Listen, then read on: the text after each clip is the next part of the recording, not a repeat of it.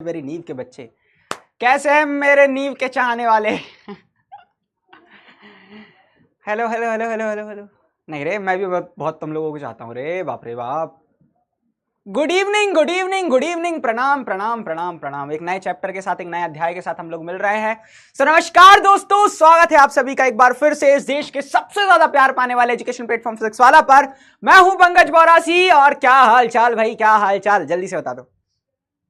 Hello sir जी, hello sir जी, hello sir जी। संदीपा, स्नेहा, मयूर, अभिषेक, Niharika, Shubham, Prince और एक बच्चा लिख रहा है भाई साहब, पाए लागू गुरुजी। अरे भाई साहब, गले लागू बेटा, बहुत शानदार। कैसे हो, कैसे है मेरे प्यारे बच्चे? सब कुछ बढ़िया है कि नहीं? सब कुछ मजेदार चल रहा है कि नहीं? है सब कुछ बढ़िया है, कोई दिक्कत तो नहीं आ रही कुछ? ठीक है, सब कुछ मस्त है। बहुत बढ़िया बहुत बढ़िया बहुत बढ़िया बहुत बढ़िया। तो बेसिकली आज का जो सेशन है ना, आज अपन नई चैप्टर की स्टार्ट करने जा रहे हैं। परमाणु संरचना के बारे में अपन चर्चा करने जा रहे हैं। तो इस चैप्टर की अगर मैं खासियत बात करूं तो काफ़ी ज़्यादा अच्छा है ना, इजी है, टेंशन मत लो, बहुत इजी है। और आज सिर्फ अपन इसके बारे में थोड़ा बहुत इंट्रोडक्शन पढ़ेंगे कि भाई परमाणु क्या हुआ करता है। ठीक है, इसके रिगार्डिंग कुछ वाली चीज़ें हम बात करेंगे। ठीक है ठीक है। गुड इवनिंग नितिन, ओजस्वी सर, सॉन्ग एटीपी पता है। और एटीपी सर नाम लीजिए ना। और भाई मैं पढ़ने भूल गया। अनु बिंद पूछ रहे हैं कैसे हैं, बहुत बढ़िया है। आर्यन लिख रहा है रिप्लाई दे दीजिए। बिल्कुल बेटा, सबका रिप्लाई दे रहे हैं सर। मैं यशु भाई बोल रहे हैं, मेरा नाम ले लो। ठीक है। तो लास्ट लेक्चर में हमने पूरा की पूरा वो चैप्टर को खत्म कर दिया था। आई होप सब कुछ तुम लोगों ने अच्छे से कवर कर लिया होगा। एक चीज और मैं जो तुम लोगों को बता दूं, ठीक है, एक चीज मैं तुम लोगों को अच्छे से बता दूं कि तुम्हारे स्कूल का जो एग्जाम रहेगा वो यहां रहेगा और अपन इस लेवल की पढ़ाई करा करते हैं। ठीक है, इस लेवल की पढ़ाई करते हैं। अक्सर इस लेवल की पढ़ाई क्यों करा करते हैं? ताकि तुम लोगों को उस स्तर तक पहुंचा सकूं जहां तक मैं तुम्हें पहुंचाना चाहता हूं, ताकि तुम लोग आगे चल के डॉक्टर, इंजीनियर या फिर आगे चलकर तुम एक ऐसा इंसान बन जाओ, ठीक है, जो तुम्हें आगे चल के पता चले कि यार भाई यानी एजुकेशन उस लायक की हुई है ना। तब कभी मन में ख्याल आया ना कि मुझे मैं इस लेवल पर पहुंचना है, तो तुम लोग वो बेसिक्स तो है तुम्हारे वो 9 से अच्छे हो जाए, इसलिए मैं इतना कुछ पढ़ाया करता हूं। बाकी रियल बात बताऊं, तुम्हारा स्कूल का पेपर बहुत हलवा आएगा। ठीक है, बहुत ही हलवा आता है, टेंशन मत लो। अपने नोट्स के कंपैरिजन में बाकी लोगों को भले टफ लगे, लेकिन मैं लिख कर ले लो। तुमने अभी तिमाही भी दी होगी, त्रैमासिक परीक्षा भी दी होगी, तुम लोगों ने अभी अर्धवार्षिक परीक्षा भी देने वाले होंगे। तुम कंपैरिजन करके देख लेना, तुम्हारा एक क्वेश्चन भी अगर नोट्स के बाहर आ गया होगा ना, तो कमेंट में लिख कर चले जाना। ठीक है। हाँ, कौन से भैया, कौन से उसका था, है ना, कौन सा क्वेश्चन आया था जो तुम्हारे एग्जाम में आया था, वो मेरे को कम्युनिटी वगैरह में टैग करके बता देना। हाँ हाँ, मतलब लाइक, हाँ, if you want to become IAS, है ना, आईपीएस, जो तुम्हें बनना हो, उसके लिए बेटा ये बेसिक्स बहुत ज़्यादा ज़रूरी है। तो इसलिए हमें ज़रूरत पड़ने थी। तुम लोगों को मैं अच्छा सोचना सिखाता हूँ। कलेक्टर बनेंगे अंशिका जी। हाँ, और ये पता है, मतलब लाइक मैं तुम लोगों को बता दूँ, ठीक है, एक चीज़ है जो मैं तुम लोगों से हमेशा कहना चाह रहा था कि देखो, एजुकेटेड होने में और लिटरेट होने में, है ना, मतलब साक्षर होने में बहुत ज़्यादा बेसिकली फ़र्क है। शिक्षित इंसान तो है ना, डिग्री के लिए भाई डिग्री लेता जाता है और आगे बढ़ता जाता है, लेकिन लिटरेसी जो है, जो साक्षरता है, वो तुम्हें बताया करती है एक सिविक सेंस कि भाई इस देश के अंदर रहा कैसे जाता है, इस देश की गरिमा क्या है। कभी कभी कुछ ऐसी वीडियोस मैंने अभी हाल ही में एक वीडियो देखी थी, लाइक मेरा दिमाग खराब हो गया वो देखकर कि किन लोगों के बीच में रहा जा रहा है, ठीक है, जिनको बिल्कुल नहीं पता कि इस देश की अहमियत क्या है। मैं किसी रिलीजन को टारगेट या रिलीजन को केंद्र में रखकर कोई बात नहीं कहता कभी भी, है ना। यह देश सेक्युलर है ना। इस देश सेक्युलर होने के कारण यहाँ पर सारे धर्म एक समान है, सभी को।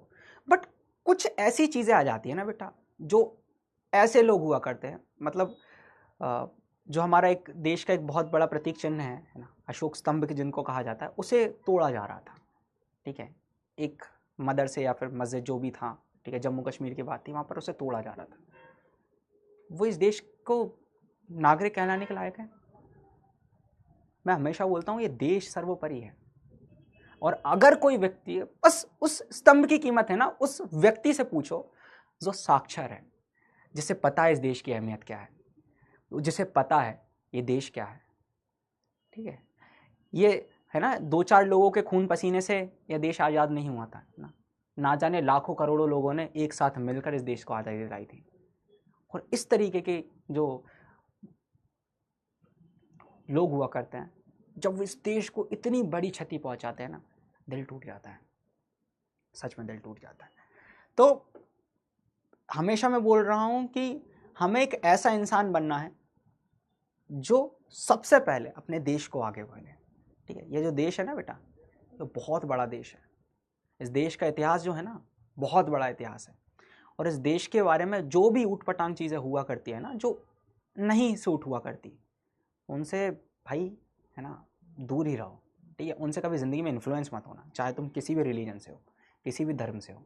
जो इस देश की बुराई कर रहा है ना, वो किसी लायक का इंसान नहीं होता, चाहे वो किसी भी धर्म से हो। मैं किसी एक से नहीं बोल रहा हूँ। ये देश बहुत बहुत बहुत अहमियत रखता है हमारे दिल में। ठीक है, इस देश का हर एक इंसान बहुत ज़्यादा हमारे लिए वैल्यूएबल है, और वो ही है। ठीक है, तो इन तरीके की चीज़ें से अगर हम बात करें, इन्फ्लुएंस मत होना बेटा। बाकी तुम लोग बहुत प्यारे हो। ठीक है, बहुत बढ़िया। तुम खुद देख लेना, है ना।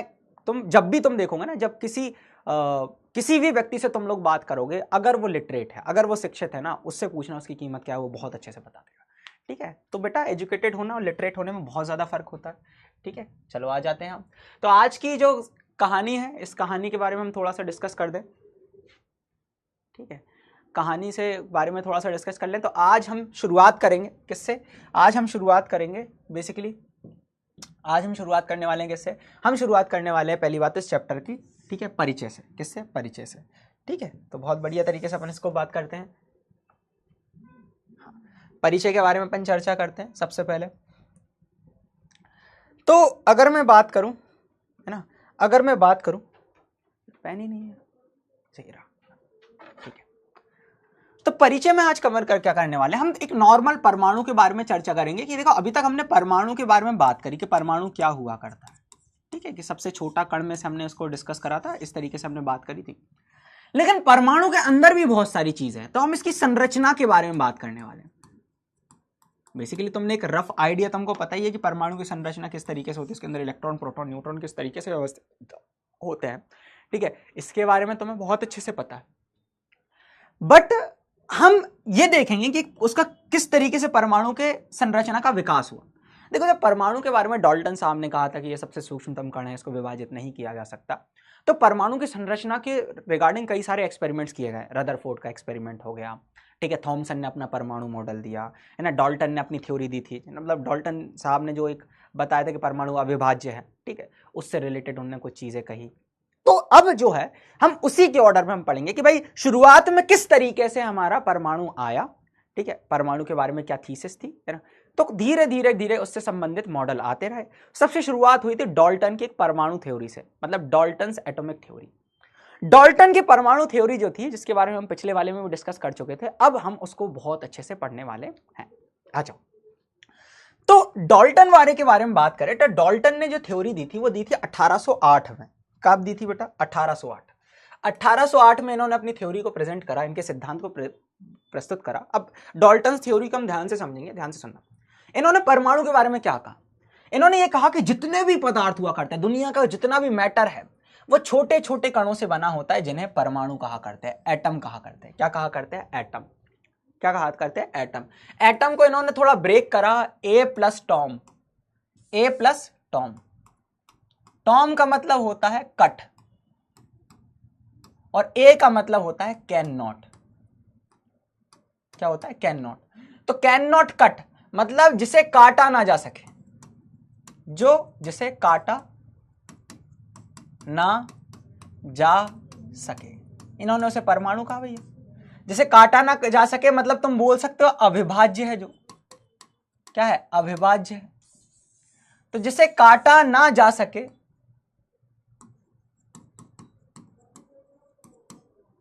जिसे काटा ना जा सके मतलब इन्होंने उसे बोला अविभाज्य। क्या बोला? अविभाज्य। तो पदार्थ का वह सबसे छोटा कण, मतलब ये पेन को काटते जाओ काटते जाओ काटते जाओ काटते जाओ, और एक सबसे छोटा से छोटा कण है जिसको हम काट नहीं जा सके, उसको इन्होंने बोल दिया परमाणु। तो इन्होंने बोला परमाणु अविभाज्य है। अविभाज्य मतलब इनडिविजिबल, काटा नहीं जा सकता, डिवाइड नहीं किया जा सकता। डिविजिबल मतलब विभाज्य, काटा जा सकता है। इंडिविजुअल मतलब काटा नहीं जा सकता। तो परमाणु अविभाज्य और अविनाशी है, मतलब इसको हम नष्ट नहीं कर सकते, परमाणु नष्ट नहीं कर सकते। इन्हें ना तो बनाया जा सकता है और ना ही नष्ट किया जा सकता है। मतलब ये जो पॉइंट है ना, ये जो पॉइंट है ना, ये वाला जो पॉइंट है, ये मुझे जस्टिफाई कर रहा है। किसको जस्टिफाई कर रहा है? मतलब ये एक्सप्लेन कर रहा है द्रव्यमान संरक्षण के नियम को। ये वाला जो पॉइंट है, मतलब इनकी थ्योरी द्रव्यमान संरक्षण के नियम का पालन करती थी। ये वाला जो तथ्य है नियम से संबंधित है भैया। मतलब इन्होंने ये कहा कि परमाणु को ना ही बनाया जा सकता है ना ही नष्ट किया जा सकता है। ठीक है, यही इनके बारे में बोला। और परमाणु क्या है? अविभाज्य, इसको काटा नहीं जा सकता। अच्छा, एक ही तत्व के सभी परमाणु समान होते हैं, उनका द्रव्यमान, आकार और गुण समान होते हैं। सही बात है भाई। ऑक्सीजन तत्व ले लिया, ऑक्सीजन के तत्व के अंदर कौन से परमाणु होंगे? सर ऑक्सीजन परमाणु होंगे। तो एक अगर तत्व है तो उसके जितने भी परमाणु होंगे वो सारे के सारे आइडेंटिकल होंगे और सारे के सारे समान होंगे। जैसे फॉर एग्जांपल इन्होंने बोला ऑक्सीजन तत्व, तो ऑक्सीजन तत्व के अंदर कौन से परमाणु होंगे? Oxygen oxygen oxygen oxygen oxygen oxygen oxygen, यही होंगे। बहुत बढ़िया। तो ऑक्सीजन परमाणु क्या होंगे? सारे के सारे समान होंगे। मान लो तुम्हारे मन में लोहे का टुकड़ा है, तो उस लोहे के टुकड़े के अंदर जितने भी लोहे के परमाणु हैं वो क्या होंगे? समान होंगे। समझ में आया? लोहा तत्व है, बहुत शानदार। जैसे मेरे पास सल्फर तत्व है, मेरे पास ऑक्सीजन तत्व है, मेरे पास नाइट्रोजन तत्व है। इन सभी तत्वों में अगर हम बात करें, जो तत्व है, ठीक है, जैसे नाइट्रोजन तत्व है तो उसके अंदर सारे नाइट्रोजन परमाणु होंगे, ऑक्सीजन तत्व है तो उसके अंदर सारे ऑक्सीजन परमाणु होंगे, वो सारे के सारे क्या होंगे? समान। ठीक है, ठीक है, बहुत बढ़िया। एक ही तत्व के सभी परमाणु समान होते हैं, उनका द्रव्यमान, आकार और गुण समान होते हैं। बहुत शानदार। अगली बात करते हैं। भिन्न भिन्न तत्वों के परमाणु अलग अलग होते हैं। जैसे ऑक्सीजन नाइट्रोजन तत्व के परमाणु होंगे वो दोनों अलग अलग होंगे, ऑक्सीजन के परमाणु अलग होंगे, नाइट्रोजन के अलग होंगे। अगर दो तत्व ले रहे हो तो उनके परमाणु क्या होंगे? भिन्न होंगे। ठीक है, बहुत ही बढ़िया। एक ही तत्व के क्या होंगे? समान होंगे। बहुत शानदार। उनका द्रव्यमान और गुणधर्म भी क्या होगा? भिन्न होगा। चलो, परमाणु साधारण पूर्णांक अनुपात मतलब होल नंबर रेशो में मिलकर यौगिक का निर्माण करते हैं। खुद सोचो, H2O के अंदर जल का अगर तुम देखोगे, जैसे H2O में क्या है भैया? 2 हाइड्रोजन है और 1 ऑक्सीजन है, तो 2 अनुपात 1। भैया संख्याओं के आधार पर, परमाणु की संख्या के आधार पर हम अनुपात निकाल रहे हैं, है ना। तो 2 हाइड्रोजन 1 ऑक्सीजन मिलकर क्या बना रहे हैं? H और O का अनुपात 2 अनुपात 1 है। सर आपने 1 अनुपात 8 बताया, वो द्रव्यमान वाला था, तुम द्रव्यमान वाला भी निकाल सकते हो, है ना। हाइड्रोजन का 1 होता है 2 अनुपात 16, 1 अनुपात 8 आ जाएगा, है ना। तो वही बात करें, H2O में हाइड्रोजन और ऑक्सीजन का अनुपात क्या है? 2 अनुपात 1 है, परमाणु की संख्या के आधार पर। ये वाला जो नियम है थोड़ा बहुत हमें स्थिर अनुपात का नियम लग रहा है। कैसे? क्योंकि जो हाइड्रोजन होता है ना, और ऑक्सीजन में अगर रेशो निकालें तो हाइड्रोजन का कितना होता था? द्रव्यमान 1, 2 है तो अपन ने लिख दिया 2। ऑक्सीजन का कितना होता था? 16। 2 अनुपात 16 को तुम कैसे लिख सकते हो भैया? 1 अनुपात 8। और यही जो नियम था, यही हमारा द्रव्यमान संरक्षण, सॉरी, स्थिर अनुपात का नियम था। कौन सा नियम था? स्थिर अनुपात का नियम, स्थिर अनुपात का नियम। बहुत बढ़िया। अच्छा, इन्होंने ये कहा था कि जब रासायनिक अभिक्रियाएं होती है, मतलब रासायनिक समीकरण, मतलब रासायनिक परिवर्तन जब हुआ करते हैं, तो उन्होंने ये कहा कि वहां पर परमाणु नष्ट नहीं होता, वो क्या होता है? अपने आप को पुनर्संयोजन करता है। अभी हाइड्रोजन ऑक्सीजन के साथ था, अब हाइड्रोजन आयरन के साथ चला जाएगा। इस तरीके से मतलब आपस में एक दूसरे का ट्रांसफर हो जाता है, पुनर्संयोजन करता है। तो रासायनिक अभिक्रियाओं में केवल परमाणुओं का पुनः संयोजन होता है, रीअरेंजमेंट होता है। परमाणु का स्वयं नहीं बदलते, मतलब ऐसा नहीं ऑक्सीजन नाइट्रोजन बन गया, नाइट्रोजन फास्फोरस बन गया, ऐसा नहीं होता। ठीक है, वो क्या होता है? पुनर्संयोजन होता है। जैसे फॉर एग्जांपल मैं तुमने बताऊं, अभी हाइड्रोजन हाइड्रोजन के साथ था, मान लो हाइड्रोजन हाइड्रोजन थे, H2 था, और ऑक्सीजन ऑक्सीजन थे। इन दोनों ने आपस में कुछ बॉन्ड तोड़ा, है ना, और उन्होंने H2O बना लिया। क्या बना लिया? H2O बना लिया। अब देखो पुनर्संयोजन हुआ ना, हाइड्रोजन हाइड्रोजन के साथ था, ऑक्सीजन ऑक्सीजन के साथ था। 2 ऑक्सीजन है ना, दोनों ऑक्सीजन एक दूसरे के साथ थे। 2 हाइड्रोजन है, दोनों हाइड्रोजन एक दूसरे के साथ थे। इन दोनों ने कुछ एडजस्टमेंट किया और आपस में रीअरेंजमेंट कर, क्या बोल रहा हूं? पुनर्संयोजन, रीअरेंजमेंट कर आपस में ऐसा एडजस्ट कर लिया कि उन्होंने H2O बना लिया। तो यहां पर हाइड्रोजन ऑक्सीजन नष्ट नहीं हुए, उन्होंने अपना क्या कर लिया? पुनर्संयोजन कर लिया। ठीक है, रीअरेंजमेंट कर लिया। क्या कर लिया? रीअरेंजमेंट कर लिया। ठीक है, बहुत बढ़िया। अब इन्होंने है ना 2 नियम बहुत बढ़िया तरीके से बताए थे, है ना। दो पॉइंट्स इन्होंने बहुत अच्छे बताए थे। इनकी जो थ्योरी थी वो द्रव्यमान संरक्षण के नियम और स्थिर अनुपात के नियम का पालन करा करती थी। किसका पालन करा करती थी? द्रव्यमान संरक्षण का नियम और स्थिर अनुपात के नियम का क्या करा करती थी? पालन करा करती थी। ठीक है, द्रव्यमान संरक्षण का नियम, स्थिर अनुपात के नियम का पालन करा करती थी। इन्होंने ये बोला था कि परमाणु को काटा नहीं जा सकता, लेकिन तुम्हें पता है अगर परमाणु को काटा नहीं जा सकता तो इलेक्ट्रॉन प्रोटॉन न्यूट्रॉन कहां से आए डाल्टन साहब, बताइए। हाँ, इलेक्ट्रॉन प्रोटॉन न्यूट्रॉन कहां से आए, मतलब ये वाला पॉइंट इनका गलत हो गया कि परमाणु अविभाज्य, परमाणु विभाजित किया जा सकता है वर्तमान। ठीक है, बहुत बढ़िया। अच्छा, एक ही तत्व के अगर मैं बात करूं, परमाणु जो होते हैं उनके द्रव्यमान भी अलग अलग हो सकते हैं, जिनको हम समस्थानिक कहते हैं या संभारिक कहते हैं, तो उसको भी एक्सप्लेन नहीं कर पाए थे। हाँ, ये लास्ट चैप्टर है ना, ये लास्ट चैप्टर है, ठीक है, इसके बारे में अपन बात करेंगे बढ़िया तरीके से। तो इसकी कुछ सीमाएं थी। तो आज तो हमें पता है कि परमाणु अविभाज्य नहीं है, परमाणु को काटा जा सकता है। कैसे? क्योंकि उसमें प्रोटॉन, न्यूट्रॉन और इलेक्ट्रॉन होते हैं। भाई परमाणु को विभाजित करके तो पता चला कि उसके अंदर प्रोटॉन, न्यूट्रॉन, इलेक्ट्रॉन होते, तो इसको ये एक्सप्लेन नहीं कर पाए, तो डाल्टन साहब यहां फेल हो गए। समस्थानिक, समस्थानिक का मतलब ये होता है कि कई सारे ऐसे तत्व हुआ करते हैं, उनके अंदर जो परमाणु होते हैं उनमें से तुम बोलोगे ना कि कुछ का द्रव्यमान अलग होता है और कुछ का अलग होता है, तो उसके बारे में अपन चर्चा करेंगे। तो समस्थानिक को भी अच्छे से बता नहीं पाए। तो समस्थानिक का पता चला जिनमें एक ही तत्व के परमाणु का द्रव्यमान अलग होता है। संभारिक को भी नहीं बता पाए। संभारिक क्या होते हैं कि दो तत्व के परमाणु के द्रव्यमान समान हो सकते हैं, ठीक है, तो उसके रिगार्डिंग भी ये बता नहीं पाए। तो इनके बारे में अपन चर्चा करेंगे आगे चलकर, टेंशन मत लो। लेकिन डाल्टन साहब यहां पर क्या हो गए, फेल हो गए। डाल्टन साहब यहां पर क्या हो गए, फेल हो गए। डाल्टन साहब यहां पर क्या हो गए बेटा, फेल हो गए। क्या हो गए, फेल हो गए।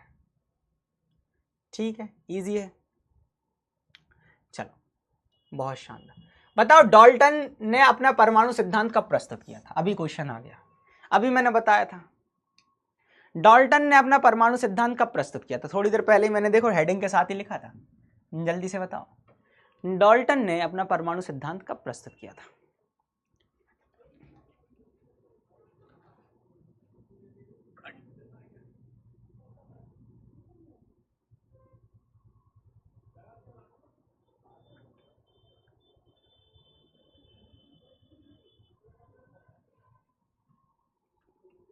चलो, पोला स्टार्ट कर दिया। बातों बातों में ही, ख्वाबों ख्वाबों में ही बेटा अब तू थोड़ा पढ़ ले, केमिस्ट्री की क्लास हो गई है, जल्दी से इसका आंसर दे दे। हाल ये कैसे मैं बताऊं सर जी, हाँ डाल्टन ने अपना परमाणु सिद्धांत कब प्रस्तुत किया था बेटा, जल्दी से तुम बताओ। तो इसका आंसर होगा ऑप्शन नंबर B2। ठीक है, क्या आंसर होगा, B2। 1808 में इसको प्रस्तुत किया था और कई सारे बच्चों ने सही आंसर दिया है। ठीक है, बहुत बढ़िया। बी आंसर देखते हैं कितने परसेंट बच्चों ने सही आंसर दिया। Very good, very good. 95%, approx 95% भैया ने सही आंसर दिया। डाल्टन साहब क्या कहते थे कि परमाणु सिद्धांत के अनुसार, डाल्टन के परमाणु सिद्धांत के अनुसार, अपने थ्योरी मत लगाना सर, स्कूल में प्रोजेक्ट देना है, क्या दें? ठीक है, अपन एक आध एक्सपेरिमेंट करते हैं, अच्छा सा कुछ मैं बताऊंगा।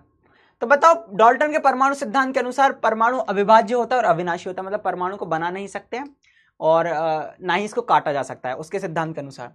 विभाज्य और विनाशी, क्या परमाणु को काट सकते हैं? डाल्टन के हिसाब से पूछा, डाल्टन के हिसाब से। ठीक है, हमेशा विद्युतीय रूप से आवेशित होता है, क्या परमाणु आवेशित होता है ना, इस हिसाब से। चलो, बहुत सारे बच्चे सही आंसर दे रहे हैं।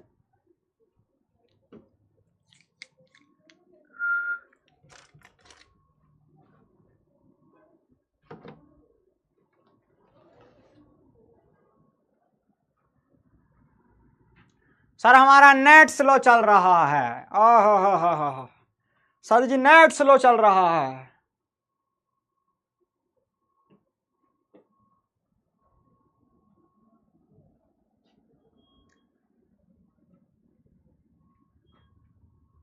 ओके, ठीक है, समझ गया। तो कई सारे बच्चे बोल रहे, तो डाल्टन साहब कहते थे अविभाजित होता है, इसको काट नहीं सकते, और अविनाशी होता है, इसको डिस्ट्रॉय भी नहीं कर सकते। तो ऑप्शन ए करेक्ट होना चाहिए था। 92.74% बच्चे बोल रहे हैं। डाल्टन के हिसाब से बताना था, बाकी तो डाल्टन गलत ही था इस मामले में। डाल्टन के अनुसार पदार्थ किससे बना होता है, बताओ। डाल्टन के अनुसार पदार्थ किससे बना होता है, तुम्हें बताओ बताओ बताओ।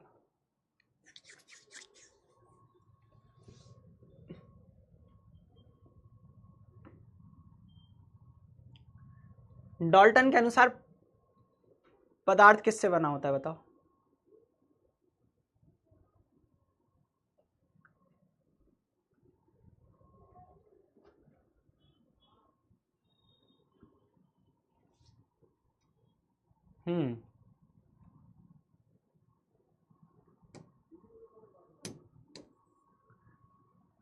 डाल्टन बोला था भाई, डाल्टन के अनुसार।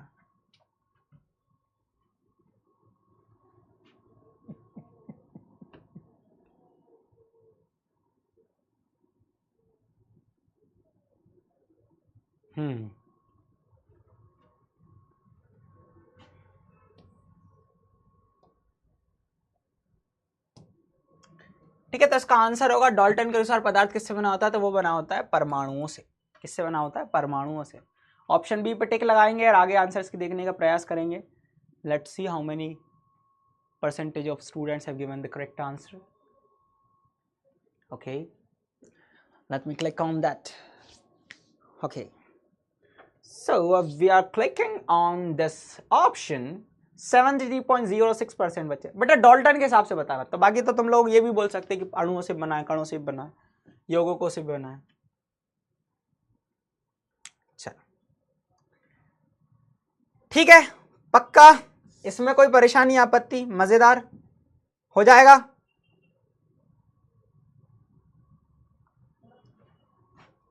इजी है, इजी है सर, क्लियर है सर, क्लियर है sir. Okay okay okay, doubt देख लेते हैं एक बार।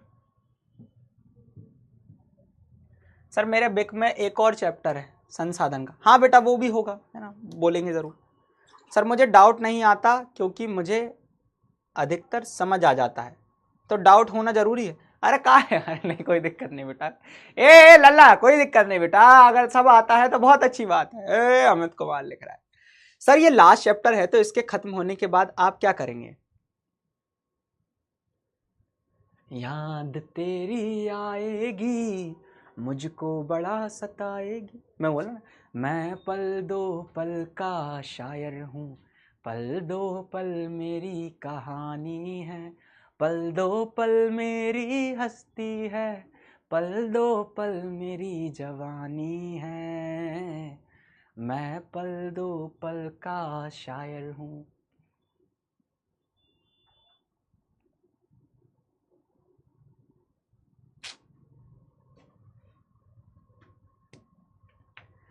परमाणु विभाजित होते हैं किनके अनुसार किया गया है?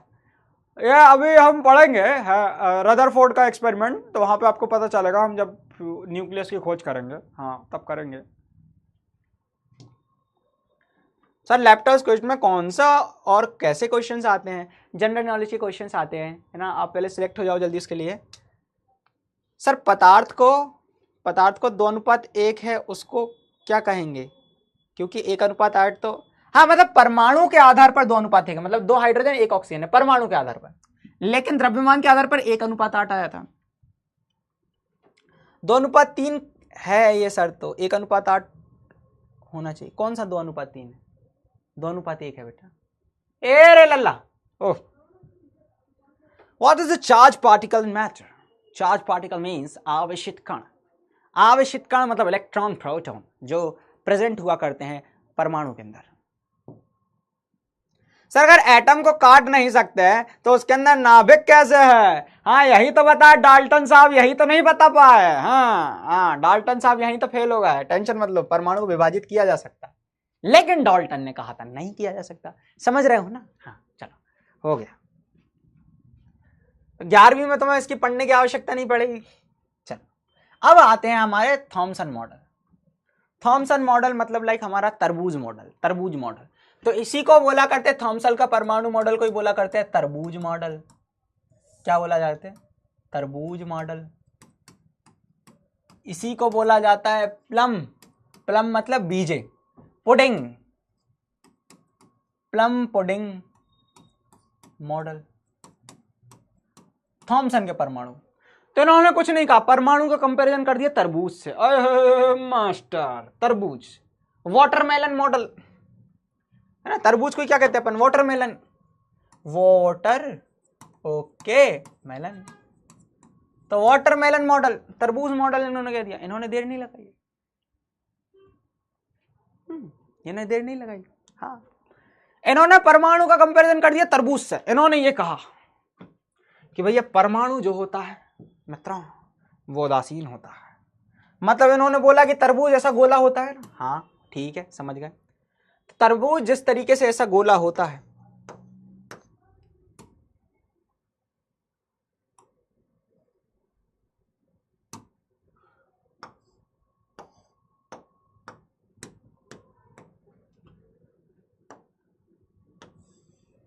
तरबूज जिस तरीके से ऐसा गोला होता है, क्या होता है, तरबूज जिस तरीके से ऐसा गोला होता है, ठीक इसी के अंदर छोटे छोटे, और ये पूरा भी पूरा कैसा होता है, तरबूज के अंदर तुमने देखा होगा पूरा भी पूरा क्या होता है, लाल होता है। क्या होता है, पूरा पूरा लाल होता है। मेरे लाल कैसा होता है, लाल होता है, लाल। तो तरबूज कैसा होता है, एकदम लाल होता है।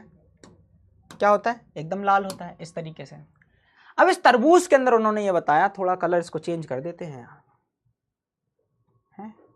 लाल ही रखते हैं इसको, ऐसा ऐसा लाल होता है तरबूज। कैसा होता है, ऐसा लाल होता है।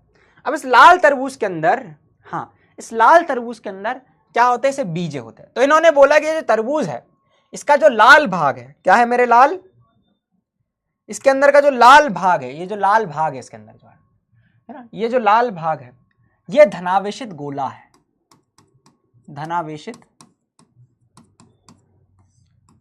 गोला है। मतलब परमाणु जो है वो पूरा की पूरा क्या है, धनावेशित गोला है, पूरा धनावेशित मतलब पॉजिटिवली चार्ज क्या है, गोला है। और इस गोला के अंदर जैसे लाल लाल भाग है ना वो धनावेशित है, और इस गोले के अंदर, इस गोले के अंदर क्या है, ऐसे सीड्स है, सीड्स मतलब बीज है ना। इस गोले के अंदर क्या है, ऐसे सीड्स है, सीड्स मतलब बीजे हैं, बीजे बीजे बीजे समझते हो तुम लोग, हाँ ऐसे पहला बीजा दूसरा बीजा है ना, इस तरीके से है, पहला ऐसे बीज है। तो इन्होंने बोला कि ये जो नेगेटिवली चार्ज बीज है,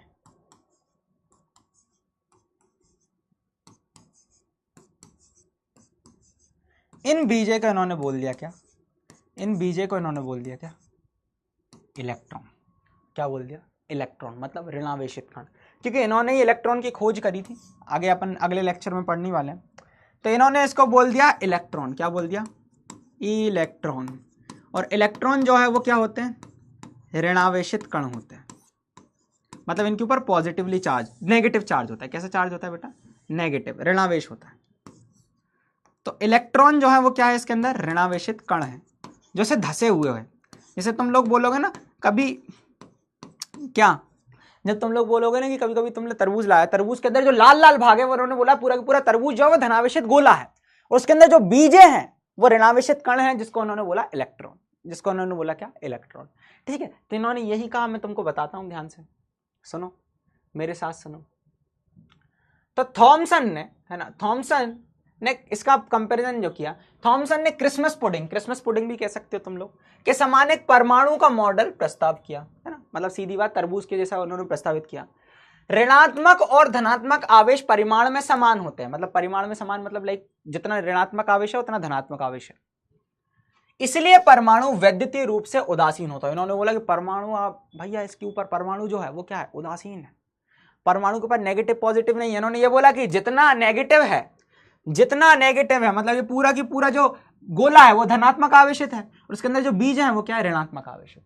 तो इन्होंने ये कहा कि ये जो पूरा, अगर हम बात करें, जो ऋणावेशित कण है और इसके ऊपर क्या है भैया, पॉजिटिव चार्ज है, गोले के ऊपर पॉजिटिव चार्ज है, गोला जो है वो क्या है, धनात्मक आवेशित है ना। बहुत बढ़िया, गोला जो है वो क्या है, धनात्मक आवेशित है, बहुत शानदार। अच्छा ठीक है, जबकि इलेक्ट्रॉन धनावेशित गोले में तरबूज के बीज की तरह लगे होते हैं। तरबूज के अंदर कैसे बीज लगे रहते हैं, तो उसको उन्होंने इलेक्ट्रॉन कह दी। ठीक है, आगे सुनो, समझ में आया, मजेदार, समझ में आया, मजेदार। इन्होंने क्या बोला कि पूरा के पूरा परमाणु एक तरबूज के समान है। जिस तरीके से तरबूज के अंदर जो हमारा जो हमारा लाल लाल भाग होता है वो धनावेशित गोला, वो हो गया हमारा क्या हो गया, परमाणु, और उसके अंदर जो बीज होते हैं वो होते इलेक्ट्रॉन, वो ऋणावेशित है। और इन्होंने बोला जितना धनात्मक है आवेश है उतना ऋणात्मक आवेश है, मतलब परमाणु उदासीन है। ठीक है, परमाणु क्या है, उदासीन है। ठीक है, परमाणु क्या है, उदासीन है। अब देखो इनकी सीमाएं क्या क्या थी। पहली बात, आगे चल के हम थॉमसन मॉडल है ना, थॉमसन मॉडल ने ये बढ़िया कहा था कि भैया परमाणु जो होता है उदासीन होता है। क्या होता है? उदासीन होता है। इनका प्लस पॉइंट तो ये रहा, ये बहुत अच्छी बात रही। दूसरी कहानी क्या कही इन्होंने? ठीक है, बस यही कही अच्छी। इसके इन्होंने इलेक्ट्रॉन की खोज कर दी थी, ये दो चीज़ इन्होंने अच्छी कर दी, तो इनका मॉडल अपन ने सुन लिया। बाकी ये थोड़ा गलत है, मतलब काफ़ी बहुत ज़्यादा गलत है ना। क्यों? क्योंकि एक एक्सपेरिमेंट हुआ था, है ना। इसके बाद अगला जो एक्सपेरिमेंट हुआ, ठीक है, मैं बताऊंगा।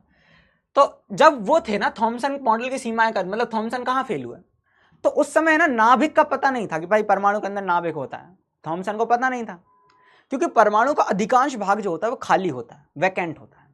सबसे ज्यादा जो भाग भरा हुआ होता है वो होता है उसका नाभिक।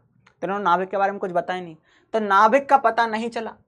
तो थॉमसन ने यह नहीं बताया कि परमाणु के बीच में कोई सघन केंद्र मतलब नाभिक होता है। थॉमसन को पता ही नहीं, तो यहां थॉमसन फेल। सीमाएं पता कर रहे हैं अपन, भैया इसका फेल कहां का हुआ। दूसरा, परमाणु में खाली स्थान। थॉमसन तो कह रहा था पूरा परमाणु भरा हुआ है भैया, पूरा की पूरा परमाणु भरा हुआ है, पूरे के पूरे परमाणु के अंदर धनावेशित वो गोला है। लेकिन थॉमसन भाई, अगर मैं बता दूं, परमाणु में खाली स्थान मतलब एम्प्टी स्पेस की व्याख्या नहीं कर पाए। और रदरफोर्ड, जो बाद में इन्होंने एक अल्फा, अगर हम बात करें अल्फा कण प्रकीर्णन प्रयोग करा, ठीक है, उससे वो अगर हम बात करें पता चला कि परमाणु का अधिकतर भाग तो खाली है, तो ये तो बोल रहे थे पूरा भरा हुआ है, तो यहां पर ये फेल हो गए। ठीक है, इलेक्ट्रॉन की सही स्थिति, इन्होंने इलेक्ट्रॉन की खोज तो कर दी, लेकिन ये बता नहीं पाए कि इलेक्ट्रॉन कहां पर है। ये तो बोल रहे थे इलेक्ट्रॉन धसे हुए होते हैं, जबकि इलेक्ट्रॉन धसे हुए नहीं रहते। इलेक्ट्रॉन स्टेशनरी नहीं है, इलेक्ट्रॉन गति करता है। ठीक है, तो इसके कारण ये भी फेल हो गए। तो इलेक्ट्रॉन की सही स्थिति और गति नहीं बताई, है ना। थॉमसन ने ये नहीं समझाया कि इलेक्ट्रॉन कैसे घूमते हैं और कहां स्थिर होते हैं, जबकि इलेक्ट्रॉन घूमते हैं, है ना, इलेक्ट्रॉन स्थिर नहीं होते। रदरफोर्ड के प्रयोग से गलत साबित हुआ। स्वर्ण पत्र प्रयोग मतलब गोल्ड फॉइल जो एक्सपेरिमेंट था ने थॉमसन के मॉडल को खारिज कर दिया, है ना। तो भैया थॉमसन साहब यहां पर फेल हो गए। पर दो चीज इस अच्छी बात क्या थी, इन्होंने पहली चीज ये बताई कि परमाणु क्या होता है, उदासीन होता है। परमाणु क्या होता है, उदासीन होता है। और दूसरी चीज ये बताई कि परमाणु उदासीन होने के साथ साथ, ठीक है, इसके अंदर क्या होता है भैया, इन्होंने इलेक्ट्रॉन की खोज करी। कोई दिक्कत की परेशानी की बात, इलेक्ट्रॉन कैसे खोज होगा वो नेक्स्ट लेक्चर में अपन कवर करने वाले हैं। ठीक है, तो इन्होंने परमाणु, इनके मॉडल को अपन क्या बोलते हैं, इनके मॉडल को हम बोला करते हैं क्या, प्लम पुडिंग मॉडल, खरबूज मॉडल। चलो आ जाओ अगले क्वेश्चन की तरफ पढ़ते हैं। हाँ सॉरी है, खांसी आ गई है। यस सर क्लियर है, बहुत बढ़िया। थॉमसन के मॉडल के अनुसार धनावेश पूरे परमाणु में फैला होता है क्या? थॉमसन का मॉडल बताना। ऋणावेश धनावेश में गुथे होते हैं। परमाणु विद्युतीय रूप से उदासीन होता है। गुथे मतलब गुथे की जगह बोल सकते धसे हो रहते हैं, धसे। तो भैया ऋणावेश मतलब इलेक्ट्रॉन धनावेश में धसे रहते हैं।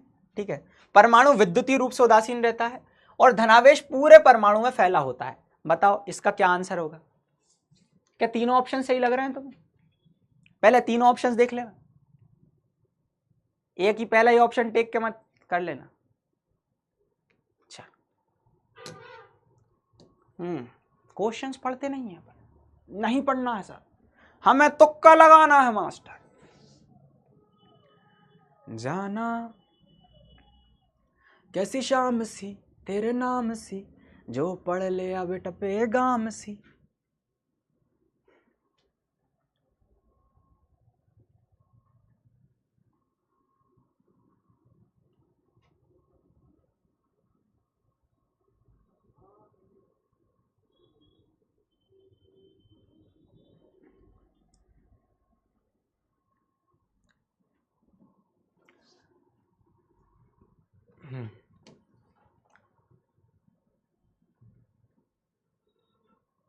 तो इसका आंसर होगा ऑप्शन नंबर 4। ठीक है, अपन नए चैप्टर को स्टार्ट कर रहे हैं तो लेक्चर का ड्यूरेशन इतना ज्यादा बड़ा नहीं रखेंगे अपन। ठीक है, इसका आंसर होगा लेक्चर नंबर 4। 75.98% बच्चों ने बेटा तीनों पॉइंट सही थे। धनावेश मतलब पूरा गोला, ऋणावेश मतलब इलेक्ट्रॉन उस परमाणु के धनावेश में धसे रहते हैं, और परमाणु विद्युतीय रूप से क्या होता है, उदासीन होता है, मतलब प्लस माइनस दोनों क्या होते हैं, बराबर होते हैं। चलो अगले की तरफ मूव करते हैं। अगला क्वेश्चन कहता है थॉमसन के मॉडल की सीमा क्या थी? ठीक है, चलो ये वाला तो छोड़ो, एक सीमाएं तुम लोगों ने पढ़ी ली है। चलो तो भैया थॉमसन जो परमाणु के मॉडल जो है कि संरचना किससे मिलती जुलती है? सौर मंडल से, तरबूज प्लम पुडिंग से, उपग्रह ग्रह से, ग्रह उपग्रह से, तरंगों से, किससे मिलती है इसकी भैया संरचना?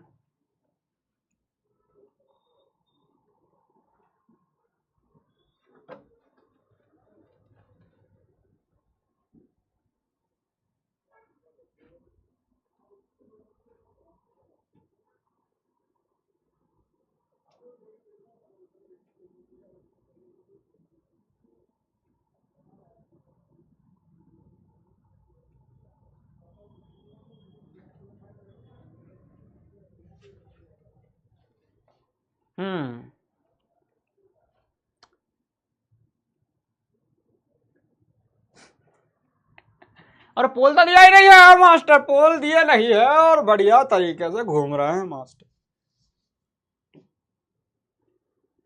तुम क्यों ना हम तुम चले तेरे मेरे।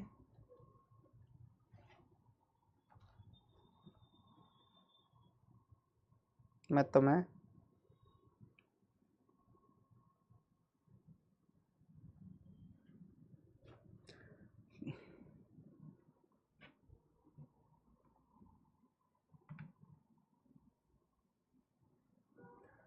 मैं पल दो पल का शायर हूँ, पल दो पल मेरी कहानी है, पल दो पल मेरी हस्ती है, पल दो पल मेरी जवानी है। मैं पल दो पल का शायर हूँ। मुझसे पहले कितने शायर आए और आकर चले गए, मुझसे पहले कितने शायर आए और आकर चले गए, कुछ आहें भर कर लौट गए, कुछ नगमे गाकर चले गए। मैं भी एक पल का किस्सा था, वो भी नहीं, वो भी एक पल का किस्सा थे, मैं भी एक पल का किस्सा हूँ। मैं कल तुमसे जुदा हो जाऊंगा, जो आज तुम्हारा हिस्सा हूँ। मैं पल दो पल का शायर हूँ, पल दो पल मेरी कहानी है, पल दो पल मेरी हस्ती है, पल दो पल मेरी जवानी है। मैं पल दो पल का शायर हूँ। सर नेट स्लो चल रहा है। चलो इसका आंसर बताओ भाई, थॉमसन मॉडल गलत क्यों साबित हुआ?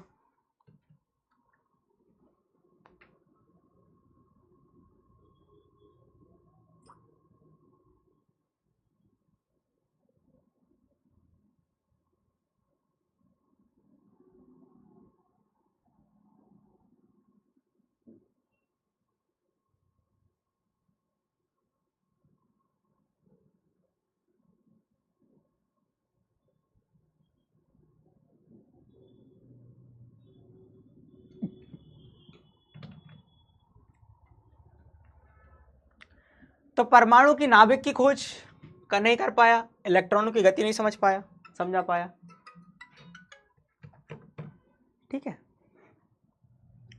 रदरफोर्ड के प्रयोग को असफल रहा। हाँ, तो तीनों चीज थी, डी ऑप्शन इज करेक्ट। 84.04% बच्चे ने सही आंसर दिया। वेरी गुड, बहुत बढ़िया। ठीक है, बहुत शानदार बहुत शानदार बहुत शानदार। चलो अब तुम्हारे थोड़े से डाउट्स देख लेते हैं। सर बता दीजिए, रिवीजन कराएंगे ये चैप्टर खत्म होने के बाद? ऑब्वियस सी बात है रिवीजन होगा। क्या बात कर दी आपने, हैं?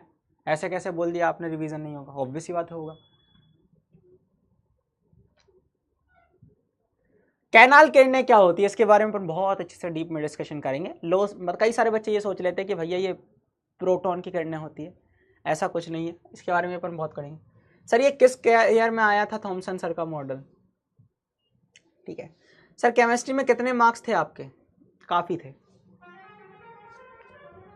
सर, मुझे कुछ समझ नहीं आया। आदित्य लिखा, आदित्य भाई क्या बोले हम? सर तरबूज को क्यों लिया? इन्होंने कंपैरिजन किया था, इनकी स्टडीज के अकॉर्डिंग उन्होंने ऐसा कंपैरिजन किया कि तरबूज की जैसे ही संरचना में देखने को मिल रही थी। What is the components of an atom? तो मैं पता है कि परमाणु के अंदर इलेक्ट्रॉन प्रोटॉन न्यूट्रॉन के अलावा भी कई सारे कण हुआ करते हैं, लेकिन मेजरली ये पाए जाते थे, इन्हीं को हम देखा करते हैं। सर जो आप गाना गाया था वो किशोर कुमार जी का गाना है? सर अविभाज्य का अर्थ क्या होता है? जिसको विभाजित नहीं किया जा सकता, जिसको काटा नहीं जा सकता, ऐसा डॉल्टन साहब ने कहा था।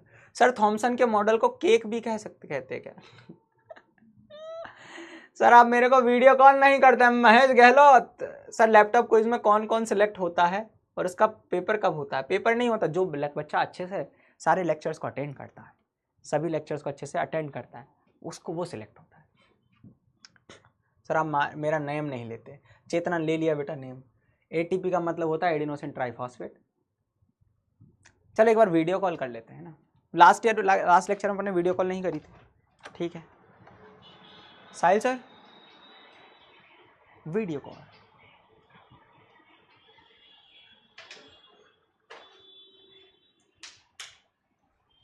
ठीक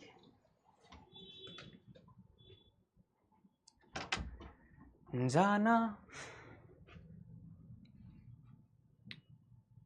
ये दोनों थ्योरी थी, इसको मैंने पढ़ा लिया। अब कल मैं थोड़ी एडवांस चीजें पढ़ाऊंगा तो इनको पढ़कर आना अच्छे से, तो समझ में आएगा, ठीक है?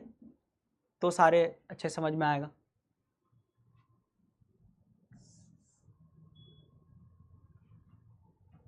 ओके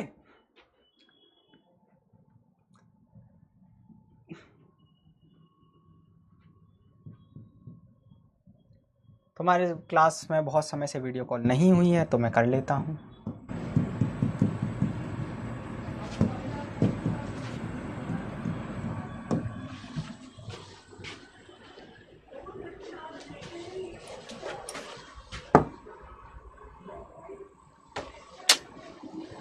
नहीं हुआ,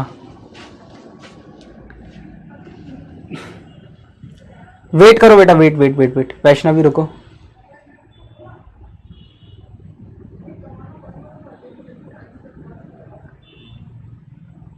कैसे हो वैष्णवी बेटा? बढ़िया मस्त। आवाज आ रही मेरी?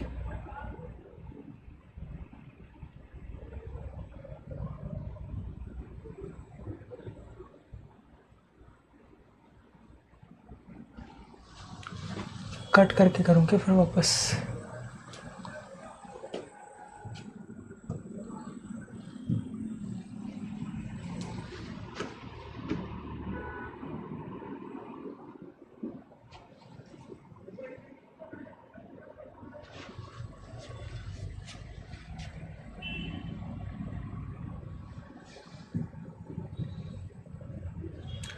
ये अलग है, वो अलग है।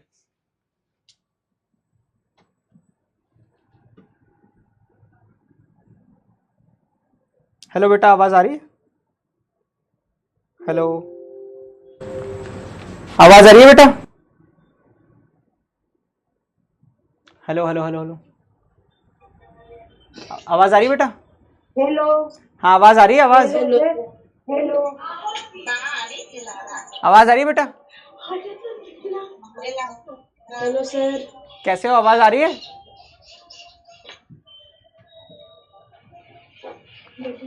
Hello hello hello, hello, hello sir, आवाज आ रही है बेटा? वैष्णवी, हेलो, वैष्णवी आवाज आ रही है? नहीं आ रही है। चलो, हेलो बच्चे, क्या नाम है आपका? शिवानी। हेलो, कैसे हो बच्चे? हेलो कुमारी बेटा, आवाज आ रही है आप लोगों को? कैसा चल रहा है सब? अरे बोलो भाई। हेलो हेलो, सर, कैसे हो बेटा? आवाज आ रही है? यस सर, कहाँ से हो? यूपी से। कैसा चल रहा है बेटा सब? सब सब बढ़िया चल रहा है कुछ पूछना चाहेंगे आप? सर। नहीं, आप इतना अच्छा पढ़ा रहे थे। बहुत बढ़िया, थैंक यू। कहाँ से हो? क्या नाम है आपका? सर नाम क्या नाम है? अच्छा, बहुत यूपी बढ़िया, से। बहुत बढ़िया, मेहनत करो भाई। अगले हैं श्रद्धा, शकुंतला। हेलो शकुंतला बेटा, कैमरा ऑन करो, माइक ऑन करो। इसको रिमूव कर दो, मतलब बाकी को बेटा लेफ्ट करते जाओ, रिमूव कर दो, रिमूव रिमूव। हाँ मतलब 1 बाय 1 रिमूव कर दो। ठीक है भाई, 2-3 को और कर दो फिर खत्म करते हैं। अच्छा ऐसा है, चलो चलो ठीक है, एंड ही करते हैं। ओके ओके, नेक्स्ट लेक्चर में करेंगे बेटा, शायद इन दोनों में थोड़ा सिंक नहीं हो पा रहा है ना। हेलो बेटा, क्या नाम है? शकुंतला, शकुंतला ही नाम है। कैमरा माइक ऑन करो बेटा। कैसे हो बच्चे? ठीक है, आप कैसे हैं? मैं बहुत बढ़िया। कैसा चल रहा है बच्चे सब? सर सही है। कुछ पूछना चाहोगे? सर नहीं सर, आप नहीं है। मजा आता है मेरी क्लास में? Yes sir. Thank you so much बेटा, thank you so much, bye मैं sir. Bye, love you all, है ना। तो भाई नेक्स्ट लेक्चर में अपन देखते हैं, ठीक है। बाकी कल का लेक्चर थोड़ा सा बड़ा होगा, हम थोड़ा सा डिस्कस करेंगे। बाकी I hope you have enjoyed the session, है ना। मिलने वाले हैं अपन बहुत जल्द। हाँ थोड़ी सी दिक्कत हो गई होगी, है ना, बट ठीक है ना यार। लेक्चर जरूर बताना क्या कमेंट में कैसा लगा।